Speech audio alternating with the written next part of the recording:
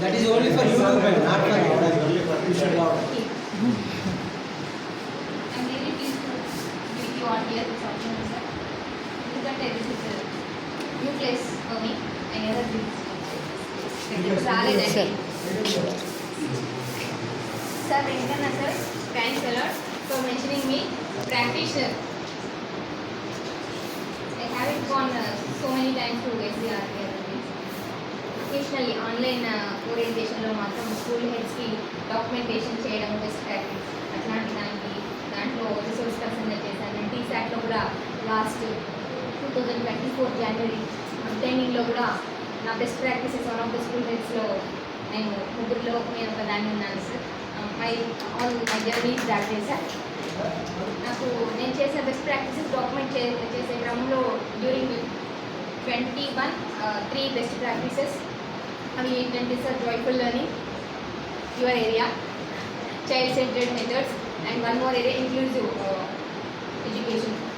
We use to collaborate with the IERC sir. మనకి CWSM పిల్లలు ఉంటారు కదా ఆ సెంటర్లో, అక్కడ మా స్కూల్ ప్రెమిసెస్లో ఉండేది సార్. ఆ పిల్లల దగ్గరికి వెళ్ళి, ఎందుకంటే ఛాలెంజెస్ సార్, ఆ పిల్లల్ని మన క్లాస్లో కూర్చోబెడితే ఇలాంటి ఛాలెంజెస్ ఉంటాయి మీకు కూడా తెలుసు సార్. ఈ పిల్లల్ని ఎందుకు పోయారు మీకు మేకింగ్ తెలిసి ఇన్ యువర్ క్లాస్ మళ్ళీ సపరేట్ చేయండి అని కొంతమంది అంటారు. సరే అని సపరేట్ చేద్దామా అంటే ఎందుకు ఆ పేరెంట్స్ వచ్చి ఎందుకు సపరేట్ చేస్తున్నారు మా పిల్లల్ని, ఇట్లా మీరు డిగ్రేడ్ చేస్తున్నారు ఎందుకని the parents of those serious అట్లా దేవర్ ఆస్కి. అప్పుడు ఒక ఏమనుకున్నామంటే ఐఆర్తో కలిసి ఏమైనా స్ట్రాటజీస్ మీకు మాకు కామన్గా ఉన్నాయా టీచింగ్ లెర్నింగ్ ప్రాసెస్లో అని మేము కూర్చొని మాట్లాడుకొని వాళ్ళకి కొద్దిసేపు మేము కలిపి ఆ పిల్లల కోసం వాళ్ళ లెర్నింగ్ నీడ్స్ని we use to address. That was become fruitful outcome also there. And ఇంకొకటి sir, twinning of schools. What is twinning అండి? పేరింగ్ అప్, కలవడం కదా, joining together. Twinning of schools ఇప్పుడు బాగా ఫేమ్ అయింది కదా సార్. 3 years క్రితం అది కొన్ని సెలెక్టెడ్ స్కూల్స్లోనే డిస్ట్రిక్ట్ వైడ్ జరిగేది. మాది ఒక 3-4 స్కూల్స్ మాది ఒక స్కూల్ ఉండే. అక్కడ పర్పస్ ఏంటంటే సార్, మన దగ్గర ఉన్న 5th class పిల్లల్ని we have to bring them to the high school for the purpose.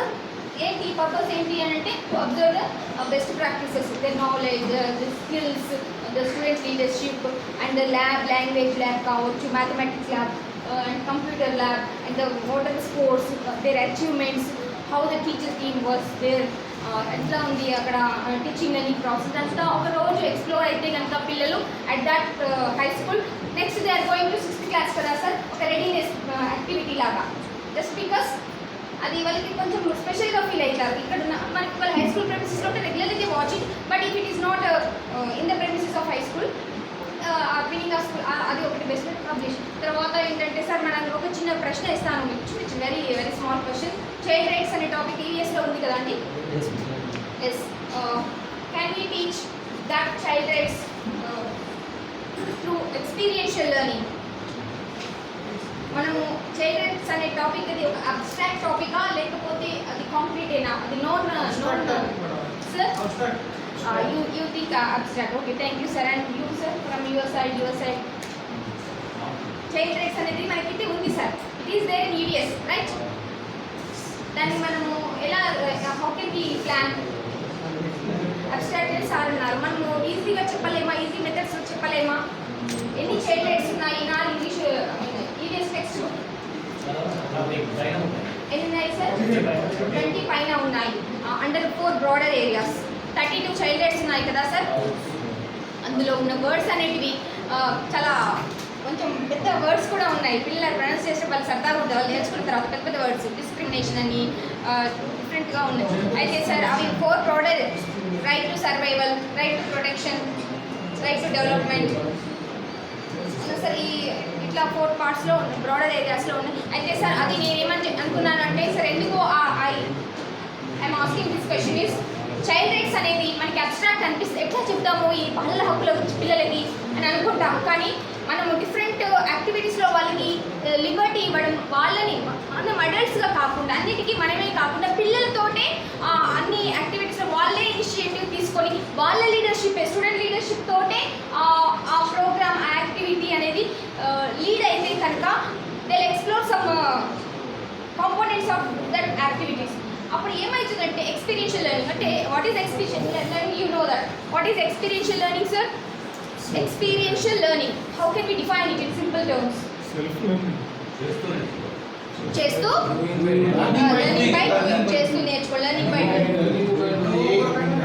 పేరులోనే ఉంది. Experiential learning through experience. ఎలా ఎక్స్పీరియన్స్ చేయడం? అనుభవపూర్వకంగా నేర్చుకోవడం. అన్ని సపోజ్ ఒక ఇనాగ్రేషన్ ఉంది అనుకోండి sir, general what we do sir, ఏం చేస్తాం ఇనాగ్రేషన్ కానీ ఎవరైనా పెద్దవాళ్ళని తీసుకొచ్చి ఒక లైబ్రరీ పెట్టుకున్నాం సార్, ఇప్పుడు రీడింగ్ కార్నర్ అవన్నీ ఇప్పుడు ఉన్నాయి sir. Are you okay with me? Shall I take 10+ minutes? Okay sir. 6th session was mine sir. అది there you will get so many innovations sir. అక్కడ ఉంటాయి, మీరు పొద్దున మెన్షన్ చేసినందుకే అని I assured you there sir. మీరు ఖచ్చితంగా మీరు you can ask me, madam మీరు చెప్పారు కనపడలే మీరు, you can ask me, I'm ready to answer you sir, I'm responsible for that. అయితే సార్ మనం ఒక ఇనాగ్రేషన్ చేయాలనుకుంటే లైబ్రరీ పెట్టుకున్నాం, ఇంకేదైనా ఉంది, let the people join there. They have to inaugurate. ఏమైతే తప్పేముంది, వాళ్ళు చిన్న ఎగ్జాంపుల్ చెప్తారు, వాళ్ళు కూడా ఇనాగ్రేషన్ చేయొచ్చు. Because the school is a platform, democratic platform. ఇది ఒక ప్రజాస్వామ్య వ్యవస్థ. ముఖ్యంగా how do you feel? A classroom is a small unit of external democratic platform. బయట ఉన్న ప్రజాస్వామిక సొసైటీ లేదా వ్యవస్థకి ఒక తరగతి అనేది చిన్న యూనిట్, చిన్న ప్రమాణం. అక్కడ ఉన్నవే ఇక్కడ రిఫ్లెక్ట్ అవుతూ ఉంటాయి. వాళ్ళ యొక్క డిఫరెంట్ ఫైనాన్షియల్ బ్యాక్గ్రౌండ్ కావచ్చు, సోషియో ఎకనామికల్ బ్యాక్గ్రౌండ్ కావచ్చు, లింగ్విస్టిక్ బ్యాక్గ్రౌండ్ కావచ్చు, కల్చరల్ బ్యాక్గ్రౌండ్ కావచ్చు. డిఫరెంట్ బ్యాక్గ్రౌండ్స్ నుంచి people come to our class.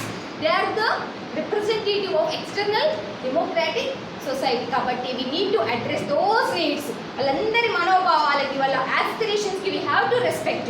వాళ్ళ ఆస్పిరేషన్స్ అంటే ఏంటి సార్? ఆకాంక్షలు. బాలల హక్కులు అంటే నేను ఎలా డిఫైన్ చేశానంటే సార్, ఆ డాక్యుమెంట్లో నాకు వచ్చిన ఆలోచన, నా పిల్లలే నా బలం కాబట్టి child rights, the aspirations of children అని టైటిల్ ఇచ్చాను సార్. How was it? నమ్ముతారా? బాలల హక్కులు అనేవి పిల్లల ఆకాంక్షలే, బాలల హక్కులు. వాళ్ళకి ఏమేమి ఆకాంక్షలు ఉన్నాయి, we have to fulfill them, we have to cooperate them, we have to encourage them to join in different events, different activities. అట్లా అనుకున్నాము. అట్లా చిన్న అన్నింటిలో కూడా వాళ్ళకి suppose right to have nutritious food అనుకున్నాం అంటే మనం ఏం చేస్తాం sir? MDM regular thing sir. మనకి అది పర్పస్ఫుల్గా కాదు, జనరల్గా అదేంటి MDMలో మనం మంచి క్వాలిటీ ఫుడ్ ఇస్తాం కదా everybody. In addition to that మనం ఏమైనా చేయగలుగుతామా? పిల్లలకు క్వాలిటీ ఫుడ్ పట్ల జంక్ ఫుడ్ నుంచి అవి దూరం ఉంచాలి అంటే ఒక డే చేయాలనుకున్నాము. స్నాక్స్ వాళ్ళకి జంక్ ఫుడ్ నుంచి దూరం జరగాలంటే ఆల్టర్నేట్ ఇవ్వాలి సార్. ఎప్పుడైనా ఒక ఇది బ్యాడ్ యాక్టివిటీ, ఇది బ్యాడ్ ప్రాక్టీస్ అని అంటే మరి గుడ్ ప్రాక్టీస్లో వాళ్ళని ఎంగేజ్ చేయాలి. ఇది మంచిగా లేదు, యాక్టివిటీ మంచిగా లేదంటే ఏం చేయాలి? వాళ్ళను అట్ల నుంచి మోటివేట్ గుడ్ యాక్టివిటీలో ఎంగేజ్ చేయాలి. ఎంగేజ్ చేస్తే దీన్ని మీరు మర్చిపోతాడు. అందుకని గుడ్ ఫుడ్ డే అని ఒకటి చేసాం సార్, గుడ్ ఫుడ్ డే. దాంట్లో ఏం చేసామంటే సార్, మంత్లీ ప్రైస్ ఒక స్నాక్స్ వండిపించి పిల్లలకి బయట నుంచి కొనలేదు సార్. ఇంగ్రీడియంట్స్ అనేవి ఏమైతే తెచ్చుకున్నాము, వంట వాళ్ళతో వండించాము. పిల్లలు యూస్ టు విజిట్ దట్, తిన్నారు. నన్ను how is it taste it, మా అమ్మ వాళ్ళతో ఇట్లాడు. నాకు అట్లా డిఫరెంట్ యాక్టివిటీస్ అని I share documents, all documents మీకు పంపిస్తాను సార్. సరే అక్కడ వరకు వదిలేసాను. చిన్న క్వశ్చన్, మార్నింగ్ నుంచి మనం what we have been discussing sir, discourse oriented pedagogy అన్నాం కదా. I don't go deeper in complex ఏరియాస్కి వెళ్ళను. సింపుల్గా మీరే చెప్పేస్తారు, నాకంటే బాగా చెప్పేస్తారు. నిజం చెప్తున్నాను, నాకంటే బాగా చెప్పేస్తారు. Sir what is discourse sir? Can you define in simple terms, simple వర్డ్స్లో చెప్పండి. What is discourse? డిస్కోర్స్ అంటే ఏంటి sir? Communication. Yeah, communication. Language అని సార్ అన్నారు. ఇంకా sir narration also one of the discourse. దానికి వచ్చిన నిర్వచనం ఇద్దాం. డిస్కోర్స్ అనే పదానికి నిర్వచనం. which are helpful to improve our language. Whatever that helps to improve our language, that is discourse. ఇంకా సార్ కమ్యూనికేషన్ అన్నారు కదా, రైట్ సార్, ఇది కరెక్ట్, ఇది correct. Everybody's answer is absolutely right.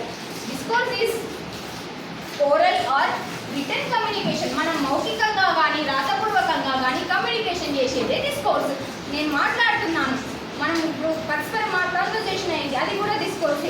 What ever మౌఖికంగా ఓరల్గా కావచ్చు, రిటన్గా కానీ మనం కమ్యూనికేట్ ఉపయోగించే అంశమైనప్పటికీ discourse అవుతుంది. కాకపోతే మనం దేనిని ఎక్కువ ప్రయారిటైజ్ చేసుకుంటున్నాము, డిస్క్రిప్షన్ని, కాన్వర్సేషన్ని, ఇంకొకటి స్టోరీని. కానీ there are some other discourses also in our text book.